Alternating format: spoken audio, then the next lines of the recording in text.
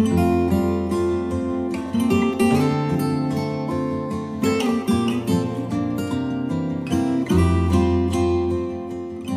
everyone, Christina here. Welcome to day 13 of the holiday card series. It's kind of funny that it's day 13 and it happens to be on a Friday. So not really Friday the 13th, but the 13th video on a Friday.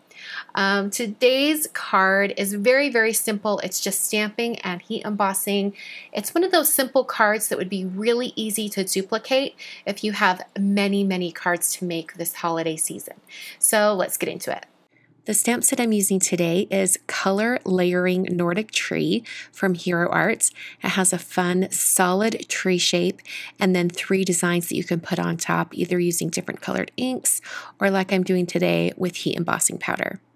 I'm going to be using some inks from W+9. I'm using Ocean Drive, Sweet Gelato, and Last Leaf. Starting out by positioning my Christmas tree stamp on this 5x7 piece of cardstock. This cardstock is Neenah's Classic Crest Solar White, and I'm stamping it in the green color first. I positioned that stamp so that it was pretty center, but more near the top so that it could accommodate a greeting stamped below. And even though I didn't get a really good stamping the first time, I left that stamp in my MISTI tool and stamped again.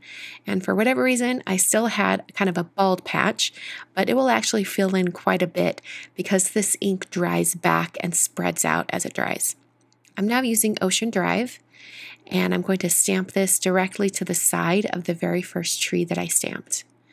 And this has a really good impression.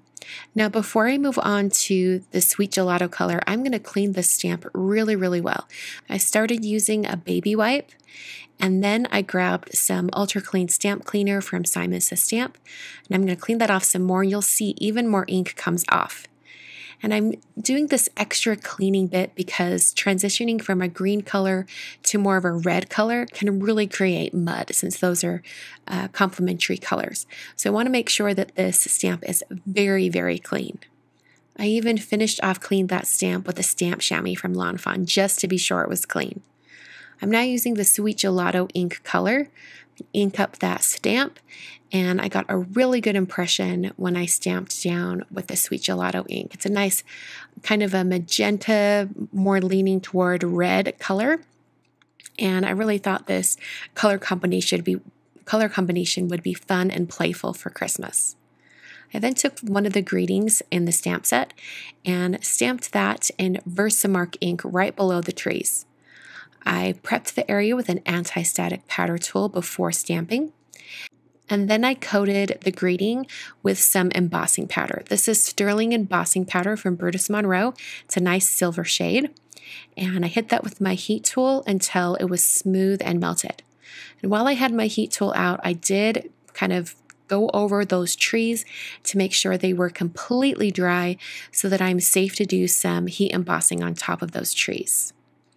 So next I'm going to line up all of those intricate tree designs over top of these 3 trees. Since there are 3 designs, I used all 3, and then I transferred those to the door of my MISTI. I'm going to prep the area over the trees with an anti-static powder tool, and then I'll be inking up the trees with Versamark ink. I'm going to be using the same exact embossing powder that I used before so that the greeting and the designs on the trees match.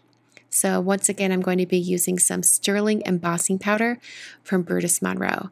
And you can see how intricate these designs are once I have the embossing powder on top.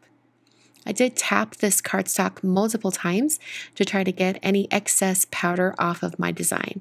And just tapping it on the back of the cardstock really helps with that. It knocks off any additional embossing powder. Used my heat tool to smooth and melt all of that embossing powder. And then I'm left with this silver metallic design on top of my trees. This is a really, really simple card design, but you could definitely recreate this over and over by doing batches of cards. Do all of your stamping at once, all of your embossing at once, and it'll go by really fast. I'm now using the A7 layers from Waffle Flower just to trim down this design. Now, if I was doing multiples of this card, I would already have my cardstock cut to this size and then just stamp directly on it. But since this was my first time making this card, I wanted to stamp it first, get the positioning just right, and then die cut it. Ran that through my die cutting machine, and then I was able to set aside that piece and create my card base. My card base is made out of some Neenah Environmental Desert Storm cardstock. This is a 5x7 card. And then I adhered my stamped piece with some foam adhesive. And that finishes the card for today. Super fun and easy. I hope you guys enjoyed today's card.